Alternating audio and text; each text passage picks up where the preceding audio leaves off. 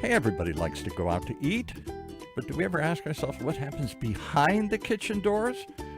Well, that's what this show is all about as we delve deep into the Orange County dining scene, not just to find out what's happening, but what's happening behind the kitchen doors. How are people building? What are they building? Why are they building? Where are they building? And how do they run these things today here with the man who ran one for 25, 30 years, Chef Pascal. Welcome, sir. Good afternoon. You ran restaurants in the heyday, the 80s and all that, the famous chefs. I think it's still the 80s. Actually, it's a new area. It's the new era? 80s era, I would say. Because there's so many new young chefs, very innovative, very progressive. And we have one of them here today in Orange County. And we have Chef Antonio Bevacqua. Bevacqua, yeah. I won't say what I mean because... something to do with drinking water, I thought it was. Yeah. You know, not all the good chefs are French, you know. And that's hard for you to say, isn't it? Yeah, that comes out. But no, I respect great Italian cuisine. And Chef Antonio has a fantastic restaurant in this, of course, so-called area behind, of course, Prada. And the name of the restaurant is? Girasole. Girasole. What do that mean? You know, if you see on the chef jacket, there's a beautiful sunflower. Yeah. So girasole is sunflower in Italian. I mean, you know, the flower that turns with the sun. Is that really what a sunflower does? Does it face the sun? Oh, yeah, does it move totally. Like that? Yeah. So welcome, sir. Tell us about your restaurant, where it is, how you started it, why you started. Give us the background here. Oh boy. Yeah.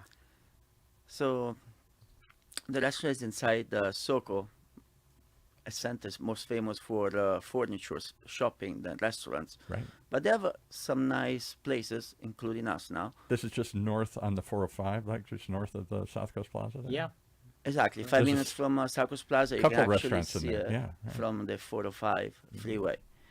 And great location in a way that easy to get from wherever you are. You come from LA, from San Diego, from Newport, Laguna. The only thing you have to know is that. However, how do I start it? Well, where did you come from and how did you start? Why here? Yeah. I can have a few questions. Okay, I know. I just want to get the basics out of the way here because then we'll get to all this stuff here. Yeah. So what happened before you opened the restaurant? And because it's fairly new, it's like a year or so. Yeah, we opened December 2024, so a little over 1 year. Can you tell us a little bit of your pre-experience? Yeah, I mean, let's start from grow up, born and raised in Italy. I did one of the most prestigious culinary school in Tuscany, Monte Catini Terme, where I'm from. And I started working in kitchens in Italy. I also, believe it or not, been to Paris for a couple of years. It was an amazing experience. Wonderful. Work with the big names in the kitchen right now, like Mr. Enrico Bartolini, one of the top chef in Italy.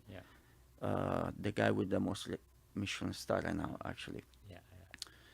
And I started traveling at a young age, and that I ended up here in Orange County. Why? That's the question everybody asked you, Chef, when you came here 25 years ago. Why? People still ask me, what made you come to Orange County? I was supposed to go to London. I had a job waiting for me in London at the Ritz. And my cousin was living in Orange County. He had a small company. They was bringing Italian product to sell to Italian restaurant. And on my visit here, one of his account needed some help. And I say, sure. And they made me an offer. They asked me if I want to stay. They can help me with the green card and stuff. So the rest is history. Wonderful. Good. And now you're successful. And you are so successful. You just got the top award of restaurant in Orange County with Orange Coast magazine as the best new restaurant of Orange County. That's And amazing. Congratulations. Thank you so much. Congratulations. Yeah, that's what caught my attention. I know you're a PR person, and I said, we got to get him on the show here. Yeah, and so what? How how do you feel now that you achieve that level of award? And is anything changing in your way, or people, maybe the customer, to come and congratulate you? Well, I always like to work with a lot of pressure, meaning that I always try to make everything as much perfect that we can. Yeah. And talking about service and food and everything we do at the restaurant. So the more recognition you get, the more pressure you also having, because people expectation is always getting higher and higher and higher. So now it's our responsibility to deliver more and more and more, in a way. So Yeah, but you also maybe feel more secure because you achieve a big step. no, you just want more. Oh no, okay, all right. It doesn't. point. It just starting like great. You People mean start you're looking realizing. for recognition from a special guide, maybe a Michelin star? If that happen, would be amazing. But Yeah, why not? that's my life goal, Yeah, to open a restaurant and achieve like recognition from. because when from I Michelin. look at your menu, you are really going that direction. Yeah, that's to be recognized. Very, very creative, because your cuisine is classically based, but it has a very good modern twist into it and some of your own touch. Yes. So I believe that I work always in cuisine, in kitchen, especially in Europe. They have your chef signature. Mm-hmm. So I always learn that you have to make food your own, in a way that when people looking at something, it's like, oh, that Antonio, you know. Yeah, Even though I don't spend a lot of more time in kitchen right now, I have an amazing staff, but it's always like the direction that you talk with chefs and say, hey guys, that's let's work on this dish. And sometimes you come up with crazy stuff, and sometimes doesn't work out, but mm-hmm. it's always like trying to push the envelope at the end of the day. Yeah, yeah. And working in especially in France, that was fun because like they really show me the beauty on how you can present food on a plate. Mm-hmm. Mm-hmm. The Italian roots is all about flavor and the ingredients that you have Yeah. and the freshness. Yeah. So when you combine both techniques and your flavors, I think something magic happens. Yeah, yeah, that's good. And so you have goals, I can tell, and so the what do you think? Yeah, I'm not sure if you say it, but give me some comment about your reaction when you got the awards. So it's funny because I didn't know, and No. I didn't know like. So Did somebody come in and tell you, hey, you won an award? no, You mean you open a magazine and say, Oh, there, look at that. Actually- That's me. So I knew that some type of article was going because they called me Yeah. up, hey Antonio, we need to send us photographer if you can provide few dishes. So it's like, okay. And then it was a Friday night, and I received a text message, congratulations. I was like, for what? It's like, and you get a message before you get a picture. Right. It's like, for what? And it's like, and then the picture show up, like a restaurant of the year. It's like, what? Yeah. It's like, what is that? Yes. It's like, Chef's holding up the magazine here. and that's like Orange Coast magazine. Beautiful looking place. And Amazing. and the thing is, I want to eat the page. I didn't receive the magazine after like probably 2 weeks that happened. So everybody was talking about it, like they even read the article yet. So I'm going to turn it around on the chef. He's pushing you hard about what did it do? How did you react? What did it do to your business? Chef Pascal, you told me you won, this is way back when, earlier days of Orange Coast Magazine. Yeah. You won 3, 4, 5 of these things or something, right? Fortunately, every restaurant I open up, I got the award. And So how did it change your life? once same thing. We keep on going. Just you keep know. on going. And try to not that as an ego thing. You just congratulate your staff. You just also your customers, because the customers are the one that really make you being recognized. I would think customers would be proud. Yeah, they are. Somehow this is our place, and now everybody's recognizing it. Yeah. They say it. Okay, let me take you to the best new restaurant in Orange County, and it's very important. Yes, yeah. So I got to ask you both the question. I've asked Chef Pascal this many times. Show is mostly about restaurant business. In today's world, can you be Michel Richard? Can you be Chef Pascal? Can you be the one-off famous? Name all these famous restaurants in Orange County or California. Can you be the French Laundry? Can you just be one place and without, or do you have to build a concept that can scale and be multiple places? My side say, as a chef, Antonio say, you have to set your goals. Exactly. And you have to stick to your goal.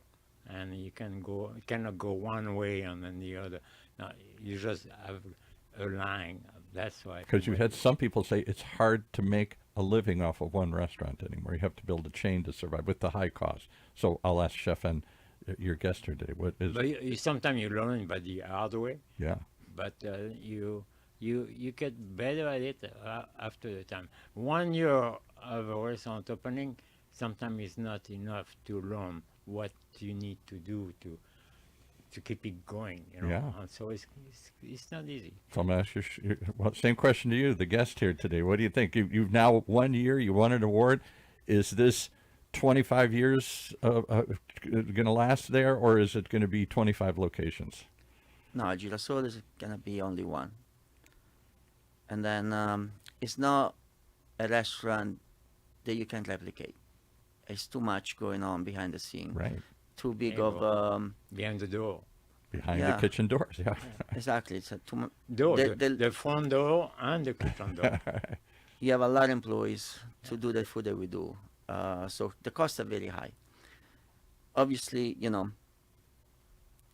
when you run a restaurant like any business, you have to make sure that your numbers make sense as well. So, Yeah.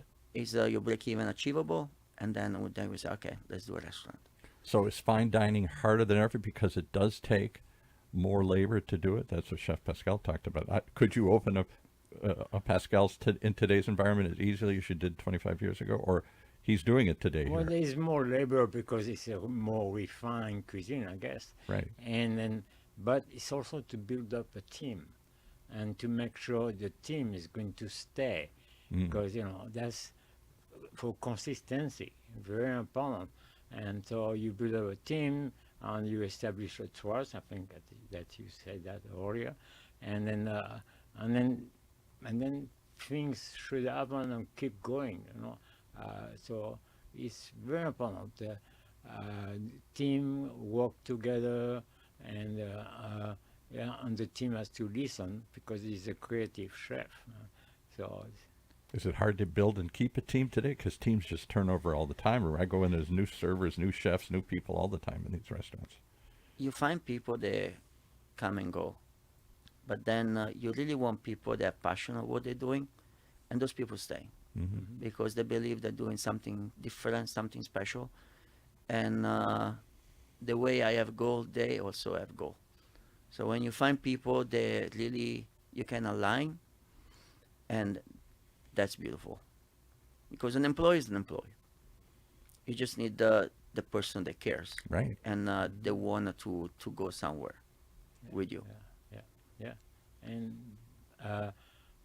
they also, if they start, I used to have him on dishwasher. They became line cooks Moved up the line, yeah. because they wanted to know, and they were always curious and jumping to help.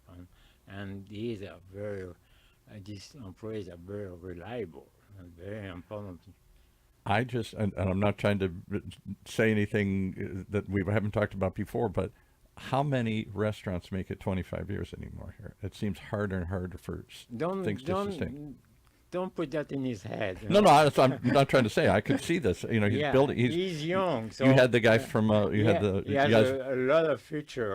You had Yasmin in here from Knife Pleat that did win a Michelin star, and Yeah. she's talking about how can Well, we sustain this for a long actually, period of we time. associate that a little bit because they have a little bit the same goal. Right. Knife split, pleats open soft course, but really in a goal to get some Michelin star level. Clearly.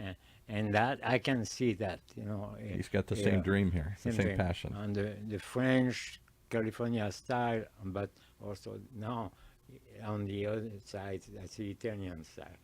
Talking about cuisine, how much of classic Italian and modern your creativity are on the menu? Are they fused or? Or is it a classic? I like Italian? to play with the classic, but then don't offer the classic, if it makes sense. So, for The example, classic is the base. yeah, so the classic, they give you the idea, the flavor profile that you look into a dish, right? And it's like, how can I recreate it my own? So, for example, we offer gnocchi al pesto.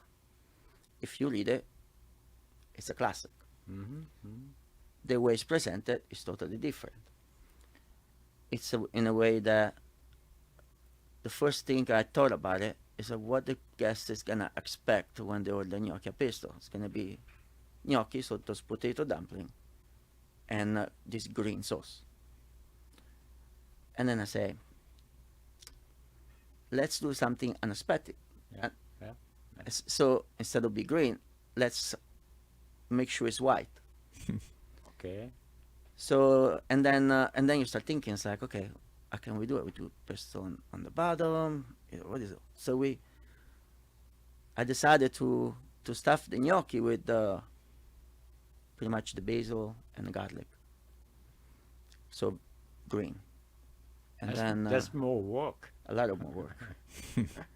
So But then once you hold the dough, you have to. so you have to roll the dough, you have to create the Putting it all, filling, you have yeah. to put the filling inside, you make sure the filling is the right And it doesn't leak out. consistency and color. I'm very picky on colors. Yeah.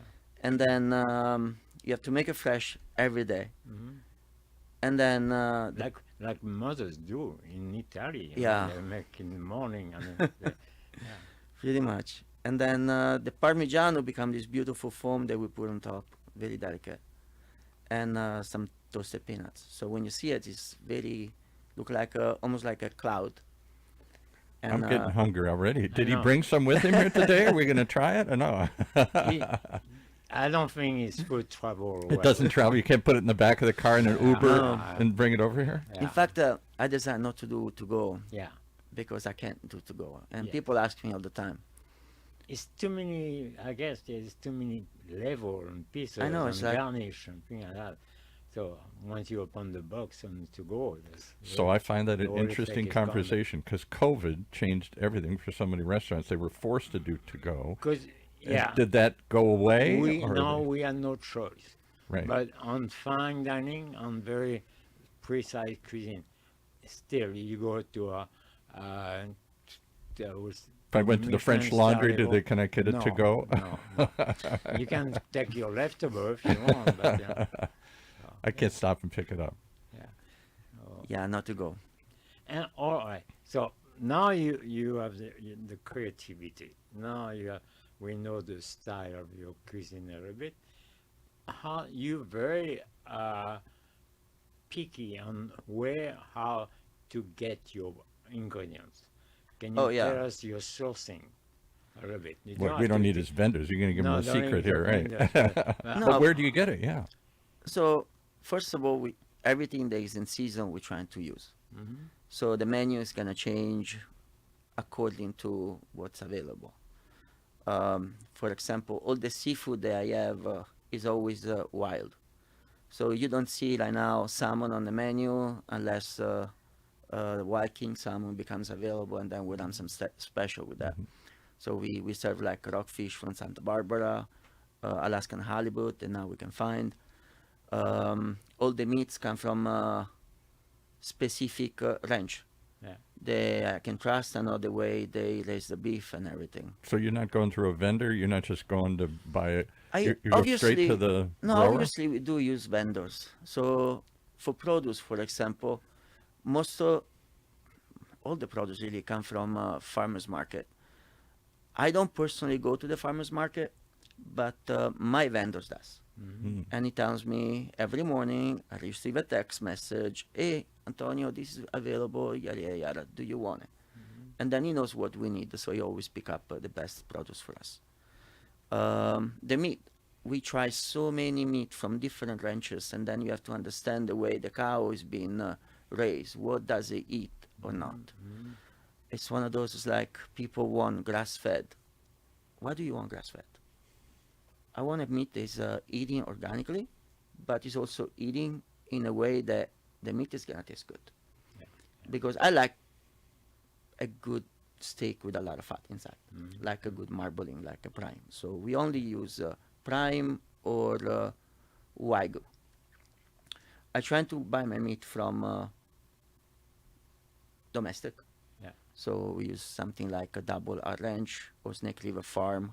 It's like the same company. One does the prime program, the other one does the American wagyu. And the steaks are unbelievable. Does anybody, and I don't know what you do, does anybody anymore do their own butchering? Do you buy a side of beef and then cut it up yourself or whatever here? Or does everybody just get cuts and portions?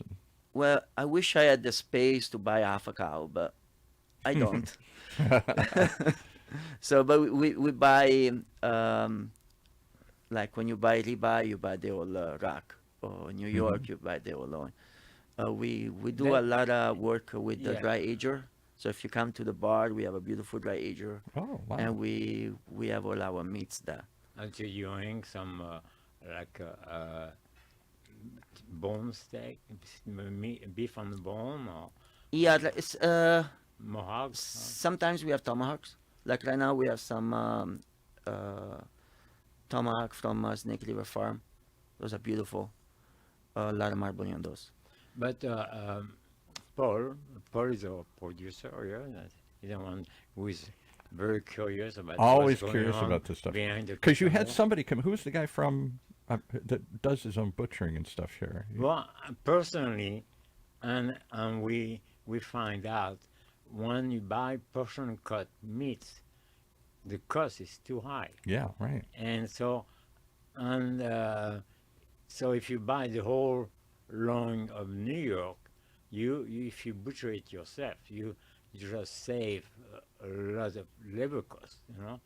You do it on your own, and because there's also part of the meat that you don't get when you buy portion cut meat.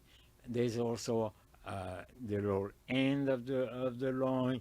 You can use it for stock or for some ground beef or some other trimming, and even some meat around the vein. So you actually save quite a lot of money doing some of the butchering. But you got to store it. You got to replace everything he's saying here. It seems like restaurants have moved away from that concept here. Yeah, now you can buy everything, portion size, everything pre-made, but when you buy the whole thing, you also have what they call waste, and that Yeah. waste you can use it to make sauces Mm. or other preparation. Mhm. So it's beautiful when you You can make- actually utilize the most out of Yeah, you make your own everything. stock, Absolutely, like you buy your own chicken. absolutely. Yes, yes. It's amazing how much more money you make when you buy your own chicken, because you use a leg and thigh for one dish, and you use the breast for another one, and then you end up using all the carcasses for the stock. It's So amazing. why have so many? Is it just the chain mentality? They buy it in portions and then they think they can control it better? Well, because sometimes they don't have the anybody with a skill in the Right. kitchen to do that, and so if you don't They know can to cook do it, but they can't cut it up yeah, necessarily. Right. exactly. So Right. yeah, and you have to adapt the menu for that too. Right. So Well, I say to both of you, is the era of fine dining harder than ever today here? Do people appreciate all the effort you've gone through? It must cost more. It must I reflect. let Antonio talk about his experience on that so far. Because I have some people can come tell- in and say I fine can, dining I can is tell dead. you my own Yeah. thinking about it. Some people are saying, no, we're in the era of chains and cost control and whatnot. Well, when I opened Il Girasole, obviously I want an elevated experience. When you talk about fine dining, I like the idea of, again, an experience that is elevated. But sometimes you go to a restaurant that are intimidating, Yeah, exactly. too stuffy, Right. too much. And I hate that. So that's why I create an environment that is kind of fun. You have a lot of graffiti art around the restaurant. Graffiti art. Okay, I have to go check this out. Everything. Are you It's, doing that during your lunch break and dinner break? He's painting it on No, it's all inspired by Banksy. So it's Banksy, there it's you actually go. Yeah. very cool. So, and then I decided no tablecloth. And just because I want the ambiance, I want to more relax. And then you see the menu is important. You get the food and it's a wow factor. And that's to me is good eating. Yeah. You know. Yeah. And isn't that why we go out to eat? Because we want an experience. If I can make this at home, then why do I need to go pay somewhere there? Maybe I need a place to socialize and gather. But to me, Yeah. I want to go out and eat something I can't get anywhere at home. I want to have an But there experience. is also another level on that, you know. The kitchen may do all they can to, the chef, to be creative, you know that. But you got to let your front of the house staff Absolutely. knowing all the reason why, how things made, how products are coming from, you know. It's very important that, you know. And you and I have this discussion all the time. I go to what's called a fine dining restaurant in the front of the house. I don't know. What would you recommend? I don't know. Let me ask the chef. Yeah, let me ask the chef, right? Yeah. They don't know. And because they themselves haven't grown up with that kind of experience or training, and for whatever reason, so much effort in the back to produce great product, but the people in the front who present it are just order takers. Yeah, but for example, I also spend a lot of time in front of the house. I'm always there. And it's funny when people ask, like, hey, what do you recommend? When you create all those dishes, it's kind of hard to recommend things. I'm picking child. Like, you know. I like my child. I like my second son better okay. than my first. So yeah. let's see, someone come to your restaurant and say, chef choice. What do you? Chef's choice. Yeah. What would you put on the selection? Or if you had one of those special nights, chef's choice, and everybody pays a premium to sit at the table. And I like to go in a restaurant and say, let the chef pick for me. Okay. I didn't know you could do that. So if you do that, we do every night tasting menu. So like, do the tasting menu. So it's like a prefix. We do a prefix, 6 courses. 6 courses. Yeah, every day. Actually, this month we are partnering with Casa, and we give back 20%. Oh, it was part of my question. I think I saw something in Yeah. your website that you involved in some charity, but Casa is. Remind me what CASA is. I know what CASA is. The what? It's an association that help foster Yes, kids that's right. in Because we've Orange had them County. here. Right, Yeah, exactly. yeah. And so for me, like, anything that I can make a difference, obviously, is important. Mhm. And kids is the future, so we Yeah. need to help them. Sure. My And, own daughter is adopted, so yes, that's why I knew CASA. I just couldn't place Especially it. our kitchen staff also have trouble living and trouble. On More their than own. ever. Yeah. So good for you. That's great. And maybe you should be involved in some of the charities that we all have in Orange County too. You know, we can talk about that. You should listen to the last show because I thought that was fascinating. So we had Second Harvest Food Bank in here, and it's not a food. It's not a food pantry. It's a food bank that supplies all the food pantries. Massive, 100,000 square foot facility over at the Great Park. Looks like any other supermarket distribution point. And they grow some of their own food. They buy some of their own food, and they distribute this food.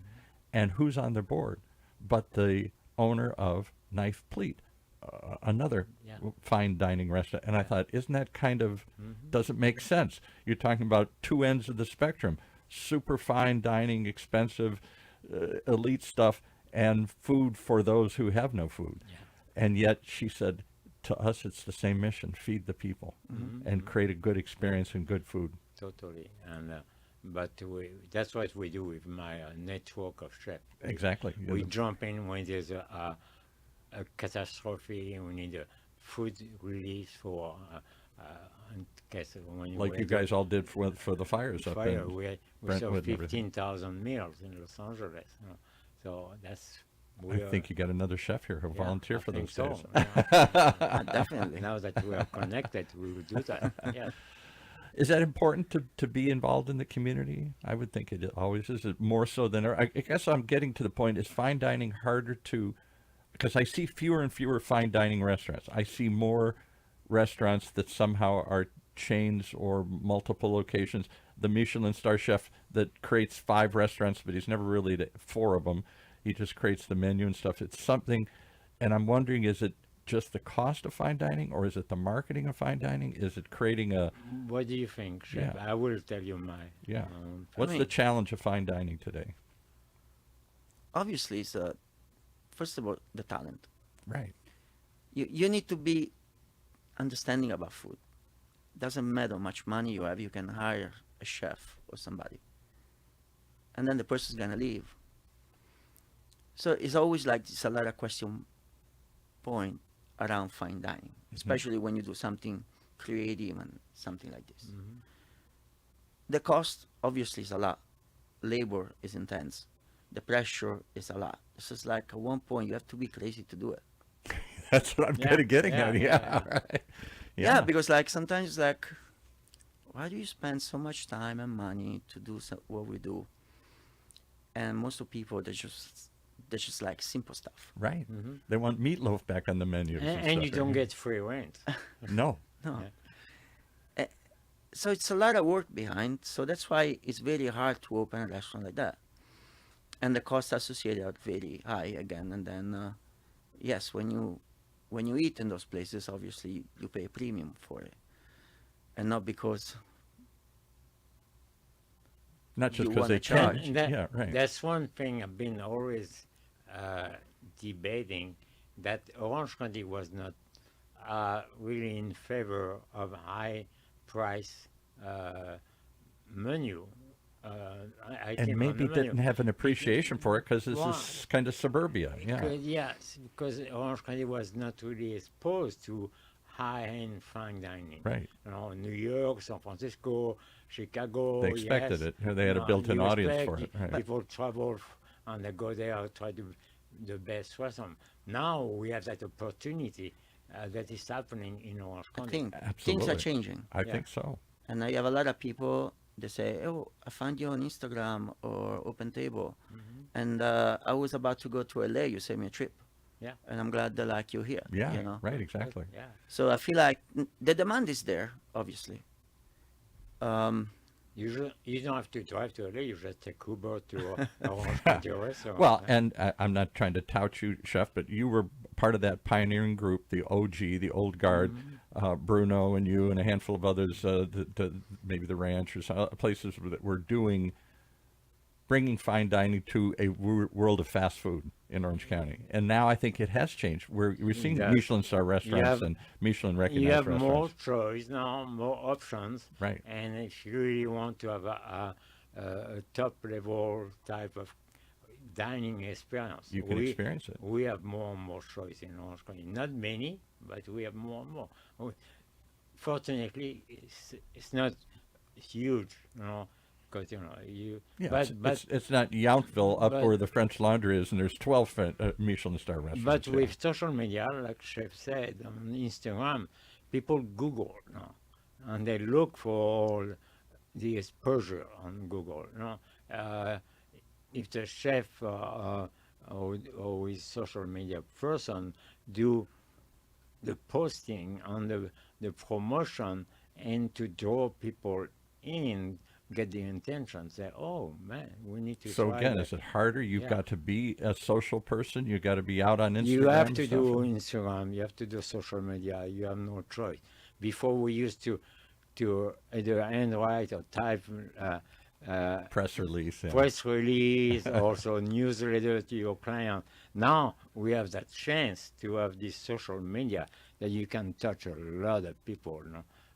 So posting I post all the time, like almost once a day. I have something to post about. So we'll ask your guests the same question: are you a social media animal here, or do you have people do that for you? You got a PR person here I today. have Maybe she does it for you. I I have a team I have a team. Takes a team. because I believe like everybody has a talent, so you need to trust people with talent to do the stuff for There you you. go. There you go. Takes a team now here. Paul is smiling. Because over there. sometimes you want to do everything, and you can do it right. So concentrate what you do best, and then have other people that do what they do best. Sometimes the chef plate is full.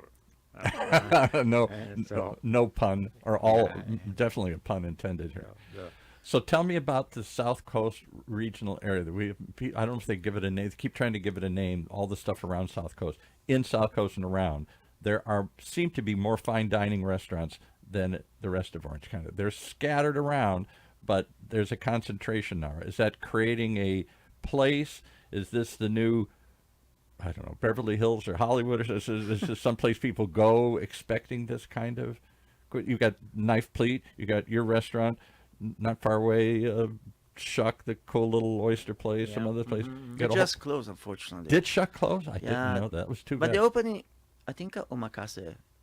Omakase, Sushi place. okay. oh, okay, okay. So All right. you know there are a number of those kinds of things seem to be concentrating in this surrounding area. I know South Coast would like to brand itself as Most that of place. course, the cigarettes from company, South Coast product company, are really they have amazing list of restaurant in all the South Coast. We had one of their area. marketing people in there. They said, "No, that's our whole goal is we want to be the place Yeah, where all this stuff yeah, is." and you know, of course, you have competition between shopping center and shopping centers, and Well, but- South Coast isn't a shopping center; it's the shopping No, center. It's but- the but- thing. Yeah. But I cannot mention other places, but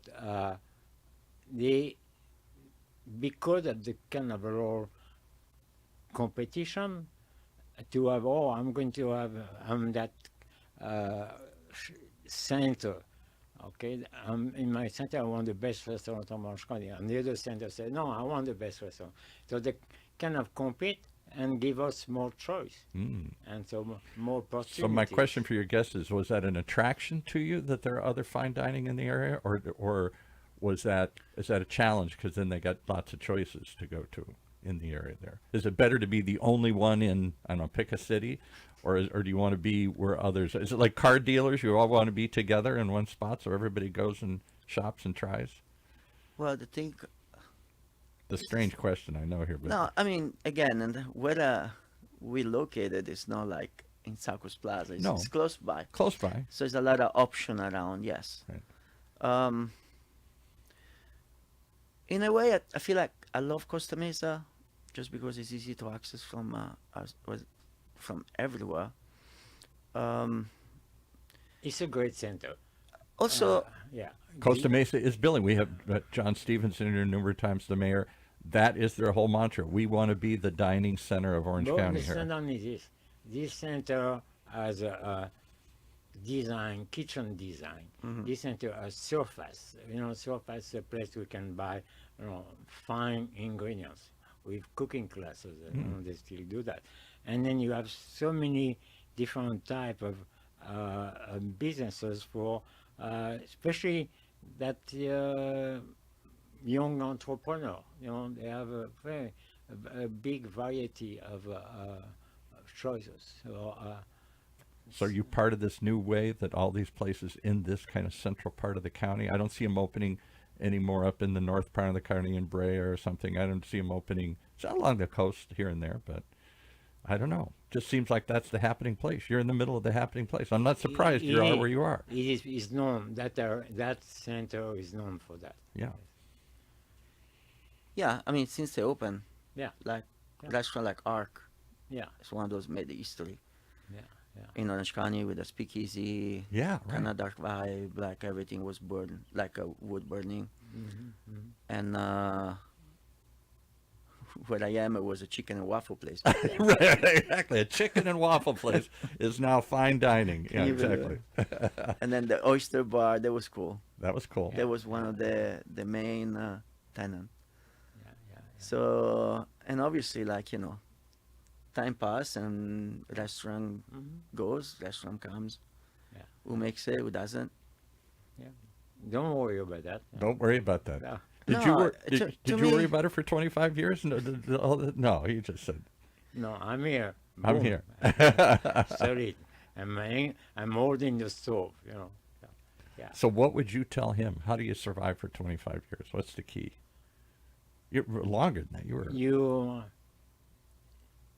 You be yourself. You give yourself the definition of what you want to be, and I don't think he's done that. you Yeah. build up clientele on that consistency, and it's very important. And then the consistency, you also add sometimes a touch, like you have seasonal menu, so you can add and Tasting people menus, you said, want to suggestion. come for experience, but you also need to keep some dishes as your staples. Very important, because if you like something, you come back for it. You That's want me. to see it. I always like to try something new, but at the same time, when I find something I like, I go to that place Yeah. because they've got that. Because it's I always say your mother's cuisine may not be the best, but when you go home, there's some dishes that you remember you want to have Isn't again. that the truth? So Isn't it? same thing in restaurant business. You just So I'll ask you, guess, what was your mother's favorite dish? What was your mother's best dish? yeah. My mother's best dish. Was she a good cook, first of all? Oh yeah, that's why. She's That's where the passion comes. Italian, come on. Ah, come on. All right. No, she's great. So what was her best dish? Gosh, she's from Puglia, and Puglia they're famous for making orecchiette. And what is that? I don't even know what that is. Orecchiette is like a little ear Little type ears. of pasta. With your Oh, thumb. okay. Oh, And okay. I remember especially when we went to see our family in Puglia. Mhm. It was a tradition of my mom and my aunt, my grandma. They all were making orecchiette By hand. by hand. It's so fast. It's like amazing. And then either like a meat sauce or they do it with rapini, broccoli, a little spicy, and anchovy. So super simple but delicious. Yeah. Because the reason it's such a good pasta is small. It's like a orecchiette, but it's like a little Orecchio. yeah. And You're then moving your thumb for the the can't see thumb, it, because yeah. you have to push and pound, and because that pasta holds the sauce. hmm You don't have to turn it like a spaghetti into Oh, the sauce. okay. It's like a little cup. Yeah, it's a little Oh, cup. okay. So, Orecchio means yeah. ear, so little Yeah. ear. Okay. Yeah. And somehow that absorbs the sauce better, because otherwise you got to Yeah. keep turning the pasta all the time. And you have a conversation with the orecchiette, that's- You talk to it?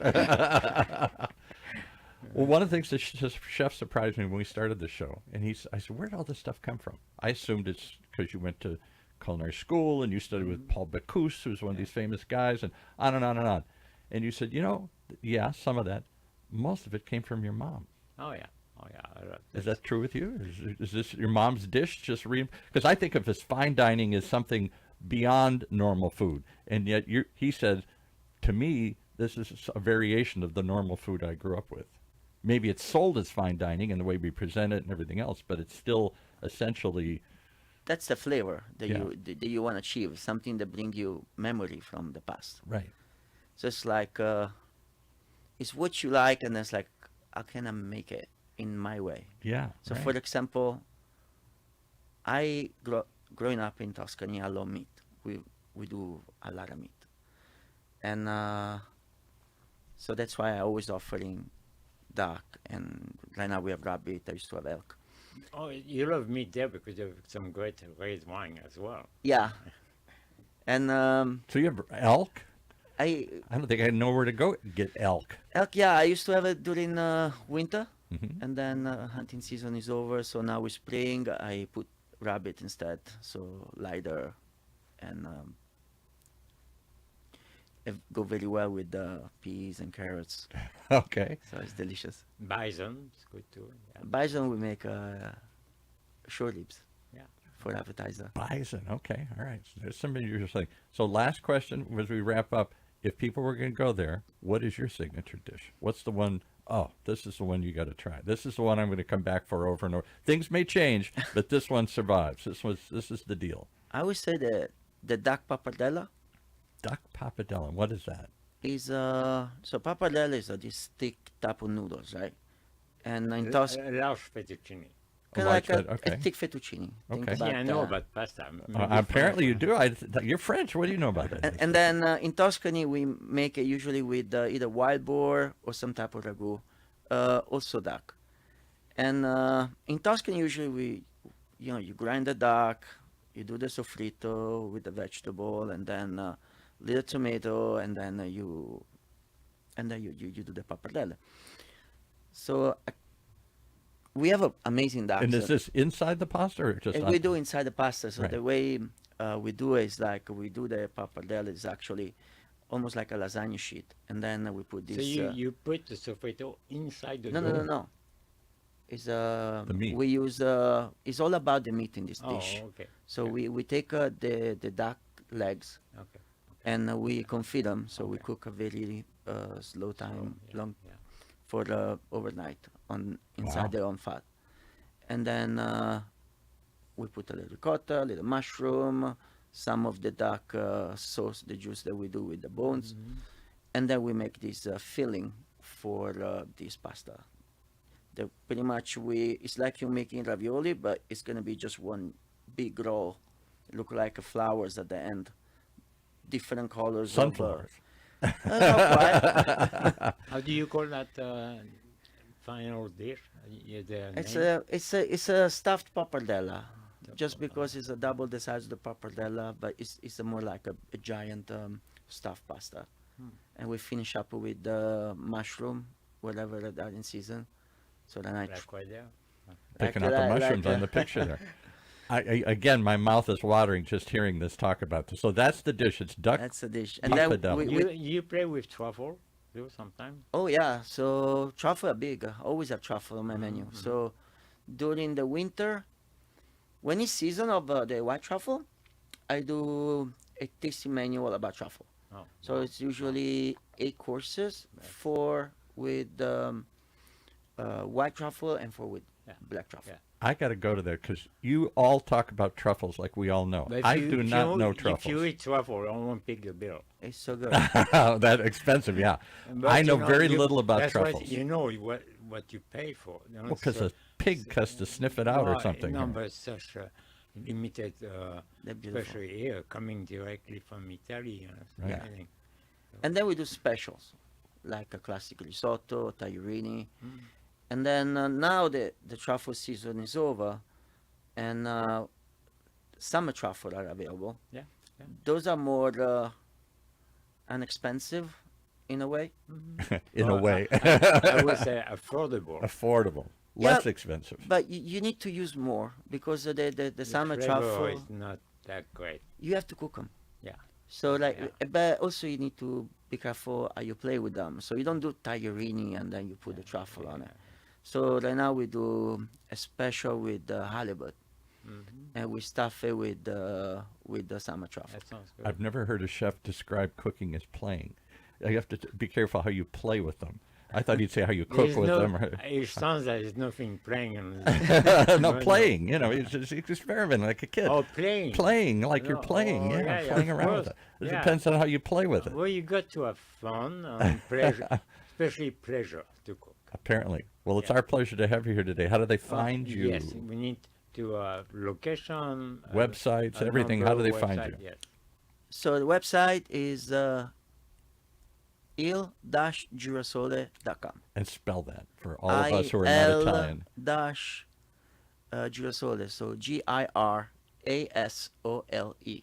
Okay. .com. Which means sunflower. And, something. sunflower. and if people can pronounce the name, they just Google say, how do you say sunflower in Italian? That's right. There you go. Or they simply look up Orange Coast Magazine to see the restaurant of the year and find it quickly here. Paul is trying to get you to plug something else here. Oh yeah. Also Instagram is Il Girasole OC. Okay. You see our icon is kind of brown and white sunflower. So Yeah. we pop up Wonderful. right away. Okay. And yeah. Do you use sunflower oil? No, we actually have we have zero seed oil in the restaurant. No, All see, the oil I no, use is it's good. Actually, it's not a bad question. No, Yeah, right, you have the sometimes it's a- answer. yeah. Good, good. It's funny because I was talking to Paula, my PR, and she says, "So tell me about your kitchen, your cooking." Like, okay. So it's like, where you got your ingredients? Like, yeah, the farmer's market, all my meat that come from here and there. And I like to specify all the farms. My duck come from right outside of New York. It's a beautiful farm. And I say I have no seed oil because they're bad for you. So we use all the avocado oil for neutral or extra virgin olive oil. We fry a few things in a small fryer more for garnishes. And we use clarified butter.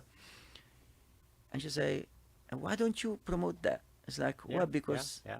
to me it's the norm. It's the norm, right? No. No, It's It's like, nothing. He's right because nobody does that. Nobody. Yeah, and it's like, you need to promote that. It's yeah, like, but yeah. It's a it's big like I point. feel like everybody should do it.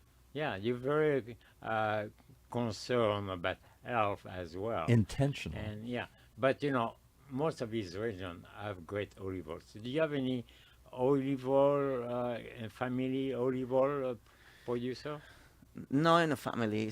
A lot of friends though. They usually do olive oil, All and right. I love olive oil. So in Okay. fact, If you travel to Italy, are you going to pack a nice bottle of olive oil? absolutely. A special one to bring back. It's Well, like- thank you. It's a special conversation here today. One more time. I can't even say Il it. Girasole. Girasole. Il Just Girasole. close your eyes, look at the flower, girasole. Girasole. That's it. All right. Thank you so much for joining. What a pleasure. We hope we'll have you back again Thank here. you, chef. Thank Bye. you so much. All right. Hang on here.